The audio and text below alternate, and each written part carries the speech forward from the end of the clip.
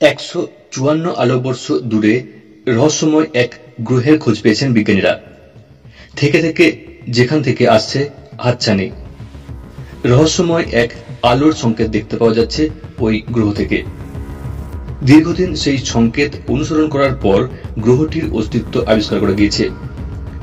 মরক্কোর পর্যবেক্ষণ কেন্দ্র থেকে বিজ্ঞানী আব্দের রাহমান শৌবকিয়ের নেতৃত্বাধীন একটি দল এই গ্রহ আবিষ্কার করেছেন। নতুন এই রহস্যময় গ্রহের নাম দেওয়া হয়েছে TOI 1846b। এটি আকারে পৃথিবীর প্রায় দ্বিগুণ, ভর পৃথিবীর চেয়েও 4 গুণ বেশি। একে সুপার আর্থ প্ল্যানেটও বলা হচ্ছে। প্রতি 4 দিন অন্তর একটি আপাত শীতল লাল রঙা বামন নক্ষত্রকে প্রদক্ষিণ করে এই গ্রহ।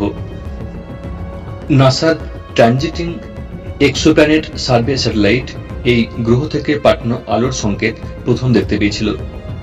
দীর্ঘদিনের পর্যবেক্ষণ থেকে বিজ্ঞানীরা বুঝতে পারেন এই আলোর সংকেতে রয়েছে নির্দিষ্ট ধারা, অর্থাৎ প্যাটার্ন। প্রতি মার্চ মাসে সংকেতটি দেখতে পাওয়া যায়। সাধারণত দূরের কোনো গ্রহ আবিষ্কারের ক্ষেত্রে নক্ষত্রের চারপাশের আলোর তারতম্যে চোখ রাখতে হয় বিজ্ঞানীদের। এক্ষেত্রেও তাই হয়েছে। TOI 1846b সংশ্লিষ্ট নক্ষত্রকে প্রদক্ষিণ করার সময় প্রতিবার তার আলো কিছুটা করে আবছা হয়ে যায়। এই সংকেতই গ্রহের উপস্থিতির জানান দিয়েছে বিজ্ঞানীদের। আগামী দিনে জেমস ওয়েব স্পেস টেলিস্কোপ ব্যবহার করে এই গ্রহটি পর্যবেক্ষণের ভাবনায় রয়েছে মার্কিন মহাকাশ গবেষণা সংস্থা।